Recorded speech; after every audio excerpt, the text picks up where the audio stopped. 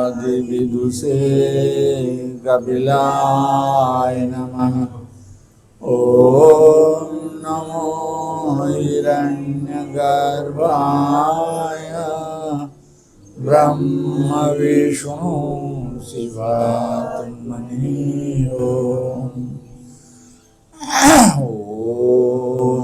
सत्तशुद्धौ ध्रुवा स्मृतिलम्बे सर्वग्रन्थीनां विप्रमोक्षः तत्कारणं साङ्गयोगादिगम्यं नास्ति साङ्ख्यसमज्ञानं नास्ति योग समबलम्।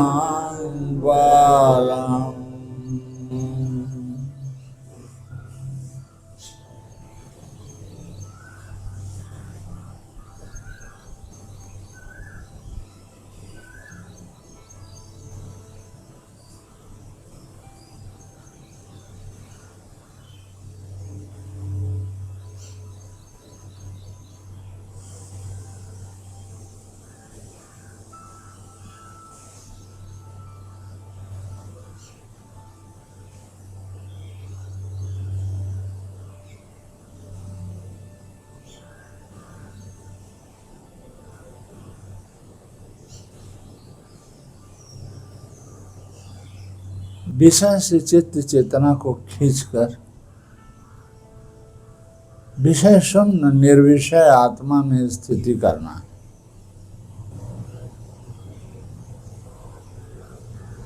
बार बार बोध स्थान पर जो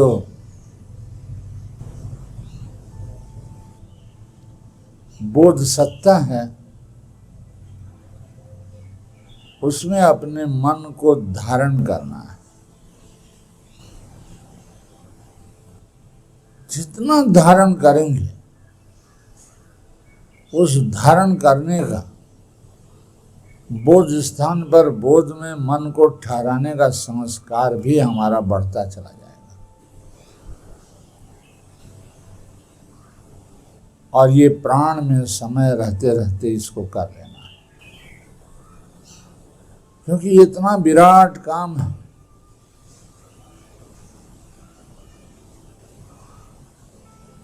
कि और कुछ के पीछे पड़े रहने से ये काम पूरा होने का नहीं है। इसलिए अपने संपूर्ण जीवन को इसी के प्रति उत्सर्ग करना है। वो भी छोटा पड़ जाएगा, लेकिन जहां तक हम अग्रसर हुए रहेंगे वहीं से फिर शुरू करेंगे। जहां हमारी साधना की अंत होगी फिर वहीं से प्रारंभ भी हो जाएगा। इस तरह से हम एक जन्म में जाकर के पूर्णत्व को प्राप्त करेंगे।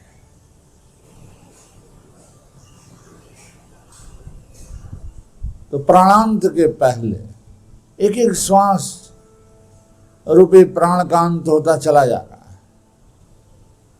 एक एक श्वास हमारे परमायु का कम होता चला जा रहा है। परमायु हमारी क्षीण होती चली जा रही है। चाहे इस श्वसन क्रिया के बीच हम भोग में रहें, वैषयिक भोग में, तब भी हमारी परमायु का क्षय ही हो रहा है। अगर निर्विषय जो अपवर्ग है, जो मुक्ति की साधन है, जहाँ बंधन से मुक्ति होती है और समस्त दुखों से निवृत्ति होती है, उस आत्मा में यदि आत्मस्थ हो तब भी हमारा श्वास एक एक श्वास कम होता चला जा रहा है। तो हम श्वास एक भी श्वास को व्यर्थ नहीं करना चाहेंगे। एक श्वास लिए विषयों से चित्त को खींचे, मन को खींचे और बोध स्थान पर ध्यान में ज्ञाता भाव का अनुभव कर रहे हैं।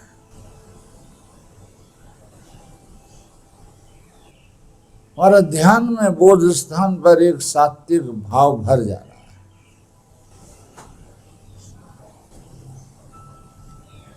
तो मंत्र जब चल रहा है श्वास के साथ और बोध स्थान पर एक सात्विक बोध, और उस बोध से चित्त मन पूर्ण हो जा रहा है। उस मन में, उस चित्त में बाहर का कोई भी चीज कहीं कोने अतरे रहने की कोई गुंजाइश नहीं है, एकदम भर जा रहा है। पर श्वास ले रहे हैं और धीरे धीरे धीरे धीरे छोड़ रहे हैं। जब श्वास ले रहे हैं तो विषयों से हम ये मान करके श्वास ले रहे हैं कि विषय में जरूर हमारा मन होगा, हम खींच रहे हैं, विषयों से खींच ले रहे हैं और निर्विषय आत्मा में स्थिर स्थिति को प्राप्त कर रहे हैं। हम बार बार श्वास के जरिए एक श्वास ले रहे हैं तो बोध स्थान पर आकर के पहुंचे और धीरे धीरे छोड़ रहे हैं तो बोध स्थान पर जो बोध है, जो आत्मा है, जो ज्ञाता के भाव हैं, उसमें हमारा स्थिति हो रही है। हम बार बार वहीं अपने मन को धारण कर रहे हैं। ऐसे धारण करते करते एक हमारे भीतर ज्ञाता भाव की धारणा बन जाती है। आत्मा भाव में स्थिति बनती चली जाती है। बस श्वास ले रहे हैं और छोड़ दे रहे हैं। श्वास ले रहे हैं तो शरीर भी विषय, शरीर के बाहर शब्द स्पर्श रूप रस गंध भी विषय है। और अतीत में जितने भी प्रकार के अजस्र असंख्य संस्कार हैं वो भी विषय हैं। और जो भविष्य में कल्पना कर रहेंगे वो भी विषय है। भविष्य में कल्पना का विषय है, अतीत में संकल्प का विषय है। इन सारे विषयों से हम श्वास लेते ही भाव कर रहे हैं। ऐसा दिमाग में एक भाव बना रखे हैं कि श्वास खींचते ही बोध स्थान पर मन आकर के उपस्थित हुआ। विषय शून्य मन, भाषा शून्य मन स्थिर हुआ और धीरे धीरे छोड़ रहे हैं। देख रहे हैं कि मन के भीतर जो ज्ञाता भाव है, देखने का भाव है, मन के भीतर जो ध्यान की एक तानता है, ध्यान स्थिर है, वो बना ही हुआ है। और उसी में धीरे धीरे श्वास को छोड़कर गहरे में हम अनुभव कर रहे हैं कि हमारा मन बोध स्थान पर ज्ञाता भाव के भाव में स्थिर है।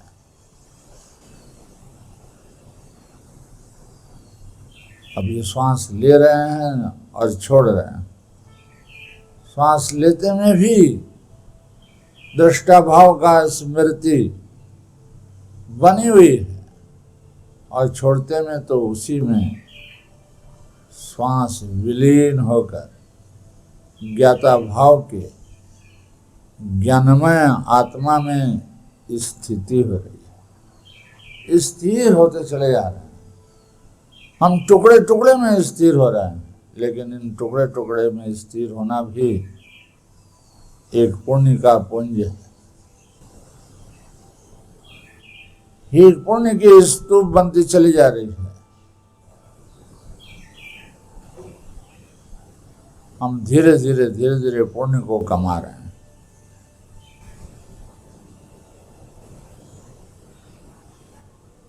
शरीर का ज्ञान पाप है, शरीर के बाहर का ज्ञान पाप है।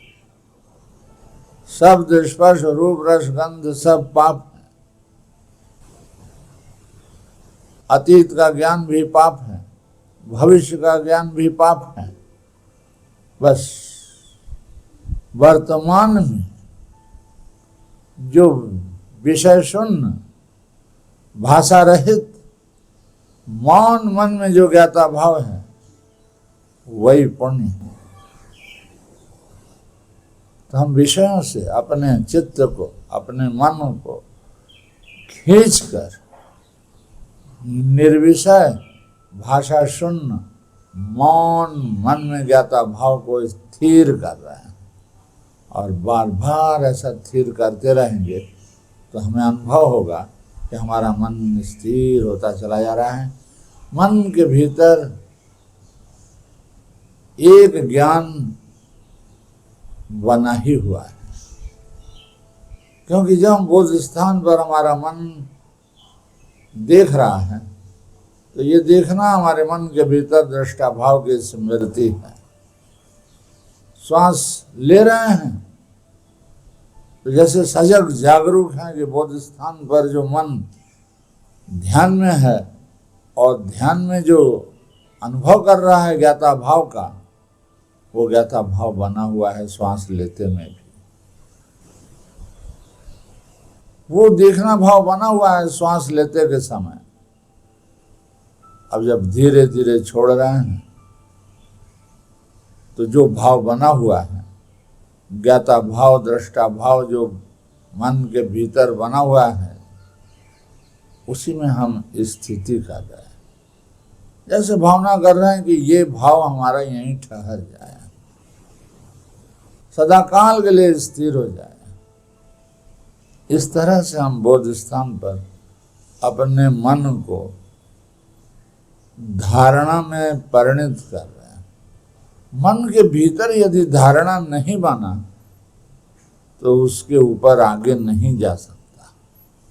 सबसे पहले धारणा चाहिए कि क्या होना चाहते हैं, कैसा हमारी धारणा हो।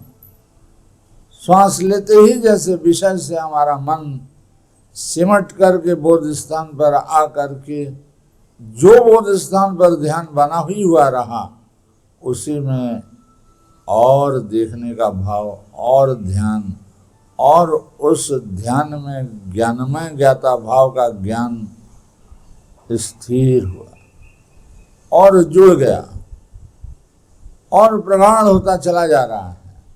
धीरे धीरे जब श्वास को फेंक रहे हैं तो भाव कर रहे हैं कि ये जो हमारा देखने का भाव श्वास लेने के पहले बना हुआ था, श्वास लिए तो वहाँ पर और जुड़ गया। अब जो ये श्वास फेंक रहे हैं, ये बोध स्थान पर जो ज्ञाता भाव का ज्ञान है, उसी में स्थिति के लिए संकल्प कर रहे हैं कि यहीं सदाकाल के लिए ठहर जाओ। तो वो ठहरा हुआ ही है मन में, वहीं बोध स्थान पर मस्तक के पश्चात भाग में केंद्र पर केंद्रस्थता बनी हुई है। हम केंद्रीभूत होते चले जा रहे हैं। हमारा ध्यान उसी केंद्र के भीतर प्रवेश करता चला जा रहा है, जानने के भीतर डूबता चला जा रहा है। जानना ही केंद्र है और जितने भी विषय हैं वो सब परिध हैं। परिध से हम सिमट करके केंद्र पर गए, विषय से हम खींच करके विज्ञाता के भीतर आकर के डूबते चले जा रहे हैं, उसी में खोते चले जा रहे हैं। बोध स्थान पर जो केंद्र है ज्ञाता भाव, उसी ज्ञाता भाव में मन को धारण करते चले जा रहे हैं। वो धारणा बनता चला जा रहा है। अब ये धारणा हमारे मन के भीतर स्थिर होता चला जा रहा है। आराम से श्वास ले रहे हैं और बोध स्थान पर ध्यान में ज्ञाता भाव का ज्ञान बना ही हुआ है मन के अंदर। और जब खींच रहे हैं तो हम ये भाव कर रहे हैं कि जो भी बचा कुचा है बाहर, इस शरीर के कोने आतरे, मन के कोने आतरे में जहाँ भी कुछ ज्ञान शक्ति बिखरा हुआ है, उसको खींच करके सिमट करके बोध स्थान पर एकत्र कर रहे हैं। शरीर आत्म भाव, मैं शरीर हूँ, ये ज्ञान शिथिल होता चला जा रहा है। ये ज्ञान कमजोर पड़ता चला जा रहा है। और जो बोध स्थान पर मन में ज्ञाता भाव है वो प्रख्यात होता चला जा रहा है। तो जैसे आंख बंद किए हुए हैं, सिर हमारा स्थिर है और शरीर को हम स्थिर प्रेजेंट शिथिल छोड़ते चले जा रहे हैं। हमारे शरीर के स्थिरता में किसी प्रकार का प्रयत्न नहीं है, प्रयास नहीं है, प्रचेष्टा नहीं है, एकदम ढीला छोड़ दिए हैं, शरीर स्थिर होती चली जा रही है। उसी प्रकार से जब शरीर को स्थिर करके ढीला छोड़ रहे हैं तो शरीर भाव शिथिल होता चला जा रहा है, ढीला होता चला जा रहा है,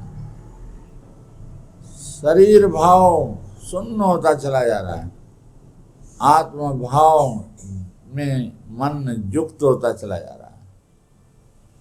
तो जब हम श्वास ले रहे हैं तो शरीर से उठ करके बोध स्थान पर आत्म भाव में स्थिर होते चले जा रहे हैं। ये धारणा बनी रहे कि हमें क्या होना है। श्वास लेते ही विषयों से खींच करके अपने मन को विषयों में लिप्त मन को खींच करके आत्मा में स्थिर करते चले जा रहे हैं। तो विषय में यदि रति नहीं है तो हम पुण्य कमा रहे हैं, विषय में यदि रति है तो पाप कमा रहे हैं। तो विषय में रति है तो नरक को हम सृजन कर रहे हैं, और विषय में यदि रति नहीं है, निर्विषय भाषा शून्य ज्ञानमय ज्ञाता भाव के भीतर हमारा स्थिति है, तो हम उससे बहुत ऊपर उठते चले जा रहे हैं। न रतिर विषय, अगर विषय में रति नहीं है मन का तो मन को नरक की दुख भी भोगना नहीं पड़ेगा, न गतिर निरय। जीव का गति नरक में नहीं होगा अगर विषय में रति प्रीति नहीं हुई तो। इसलिए विषय में रति है, विषय से ही हमारी प्रीति है, और हम धीरे से खींच करके बोध स्थान पर जो ज्ञानमय सत्ता है, जो सात्विक आत्मभाव है, उस आत्मभाव में ही बोध स्थान पर मन को ठहरा कर हमारा मन, हमारा अंतःकरण तृप्त हो जा रहा है, मुक्त हो जा रहा है, नित्य तृप्ति और नित्य मुक्ति का अनुभव कर रहा है। इसलिए जो ऋषि की ये वाणी है कि अगर तुम्हारा जीव की रति विषय में नहीं है तो तुम्हारी गति नरक में नहीं होगा, क्योंकि विषय में रति पाप है, तो पाप के कारण तुम्हारे नरक में गति हो सकता है। अगर विषय में रति नहीं है, विषय से अगर अपने मन को उठा ले रहे हो, बोध स्थान पर स्थिर कर रहे हो, आत्मा में तुम्हारी स्थिति बनती चली जा रही है, तो तुम पुण्य कमा रहे हो। तुम्हारे चारों तरफ पुण्य ही पुण्य है, पुण्य की तुम बीज बो रहे हो। तुम्हें फिर नरक में नहीं जाना होगा, ये शरीर में फिर तुम्हें जाना नहीं होगा, फिर इस शरीर में आना नहीं होगा, फिर किसी भी शरीर में, किसी भी शरीर के किसी भी गर्भाशय में तुम्हें उस आकृति का शरीर लेना नहीं पड़ेगा। तुम आकृति से शून्य अमूर्त ब्रह्म में भाषा शून्य होकर स्थिर प्रगाढ़ ध्यान में डूबते चले जाओगे। तो न रतिर विषय न गतिर निरय। इसलिए विषय में मन को विषय की रति ना हो, विषय में रति ना हो। अगर विषय में रति नहीं हुआ तो नरक में भी गति नहीं होगी। इसलिए विषय को उपासना मत करो, दिन रात विषय को सोचो मत, रातों दिन विषय को तुम सोच रहे हो, ये सोचो ही मत, नहीं तो तुम्हारी नरक में गति हो। ऋषि कहते हैं कि न रतिर विषय न गतिर निरय। विषय में अगर तुम्हारी मन की रति नहीं है, प्रीति नहीं है, क्रीड़ा केली नहीं है, तो तुम्हारी गति नरक में नहीं होगी।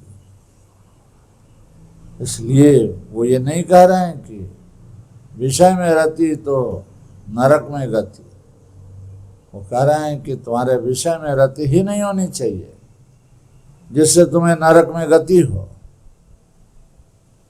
इसलिए माँ भज भोगम, भोग को भजन मत करो, भोग की उपासना मत करो। तुम दिन रात अपने अवस्थापन्न होने पर तुम्हारा मन हमेशा वो उधर ही भागता रहता है। तुम्हारे भीतर एक उत्कट आकांक्षा रहती है कि हम उस विषय में जरा रति कर लें। तो पता है ऋषि कहते हैं कि तुम्हारा नरक में गति सुनिश्चित है। और जितने लोग विषय में रति कर रहे हैं, इस सूत्र से, इस सूत्र के कसौटी से एकदम साफ जाहिर है कि नरक में गति, नरक के रास्ते को साफ कर रहे हैं। नरक के रास्ते की ढाल पथ, काई लगी हुई पथ, उसमें पैर रखते ही सरक जा रहा है और वो एकदम सीधे नरक में ले जाकर के डुबो दे रहा है और उस नरक के दुख को भोगना पड़ेगा। इसलिए भी ये सूत्र हमारे गले की हार हो जानी चाहिए। न रतिर विषय न गतिर निरय, माँ भज भोगम। हाथ जोड़ करके ऋषि कहते हैं इसलिए भोग की भजना मत करो, भोग की उपासना मत करो, भोग करने की चिंता मत करो, भोग के लिए नाना प्रकार के उपाय उद्भावन मत करो। माँ भज भोगम। अरे तुम्हें शांति चाहिए, त्रिविध दुख से तुम्हें शांति चाहिए, शांति सुख को तुम वर्ण करो। सम सुख निलयम, अरे वो तुम्हारा शांति ही सुख का आलय है। तुम जिस सुख को खोज रहे हो विषय में रति करके, वो शांति, वो मन की शांति जो तुम्हारा बोध स्थान पर ज्ञानमय ज्ञाता भाव की शांति है, उस शांति में सुख नित्य है। वो आत्म सुख है, शांति सुख है, वो शाश्वत सुख है। सम सुख निलयम, और ये भवरोग का विलय है। जन्म मृत्यु रूपी रोग, मरना फिर जन्मना, ये रोग है। फिर मर करके फिर जन्मना, ये रोग की प्रवाह है। भवगद विलयम, ये भवरोग का विलय है। इसलिए तुम बोध स्थान पर भजो, भजो चिन्मय योगम को, भज भज चिन्मय योगम, माँ भज भोगम। योग की उपासना करो, योग को अपने बोध स्थान पर मन को स्थिर करो। मन बोध स्थान पर ध्यान में, धारणा में एकतान होगा तो वो ध्यान बन जाएगा, और वहीं स्थिरता अगर प्रगाढ़ हो गई तो समाधि हो गया। धारया ब्रह्म समाधि, धारया ब्रह्म समाधि, भज भज चिन्मय योगम। ऐसा चिन्मय योग की भजना करो तो तुम्हारा मरणांत, मरण काल में, प्राणांत में, शरीर के छोड़ जाने पर तुम्हारा परम गति को तुम प्राप्त करोगे। फिर जन्म मृत्यु के चक्र से छूटकर तुम्हारी जो आत्मा अजर अमर है, अमृत है, उस अमृत को तुम सदा अमर ही देखते रहोगे। फिर मरने की भय नहीं होगी। तुम शरीर बन करके जी रहे हो इसलिए मृत्यु की भय है। तुम आत्मा बन करके जियोगे तो तुम अमृत में हो, तुम देखोगे कि मैं अमर हूं, तुम्हें कोई भय नहीं होगा। इस उद्देश्य से कि इस क्षण यदि मृत्यु हो जाए तो बोध स्थान पर धारणा ध्यान बना, ध्यान प्रगाढ़ होकर के समाधि बनी और उस चिन्मय योग में तुम स्थिति लाभ करके विषय में रति प्रीति सब तुम्हारा छूट गया, तुम त्रिविध दुख से शाश्वत शांति को प्राप्त करोगे। ऐसे तीव्र संवेग के साथ तुम अग्रसर हो। इस तीव्र संवेग गीति की इस छोटी सी कड़ी को यदि अपने गले के हार बना लिए तो तुम्हारा कल्याण सुनिश्चित होगा। ऐसा ऋषि का वचन है। इस अमृत वचन को हम अपने भीतर दिन भर धारण करेंगे, जीवन भर धारण करेंगे और मृत्यु के परे भी इसी में जिएंगे। बस इसी उद्देश्य से बोध स्थान पर एक हल्का सा धारणा रख करके श्वास ले रहे हैं, छोड़ रहे हैं, ले रहे हैं, छोड़ रहे हैं। प्राण का परमायु क्षय होता चला जा रहा है और हमारा बोध स्थान पर एक ज्ञान की स्थिर स्थिति बनती चली जा रही है। हम इसमें माहिर होते जा रहे हैं, हम इसमें दक्ष होते जा रहे हैं, हम इसमें सिद्ध होते चले जा रहे हैं। एक दिन प्राणांत होगा, ये सिद्धि हमारी बनी रहेगी। बस साधना की अंत हो गई। बस इसी उद्देश्य शांति पाठ। ओम शांति शांति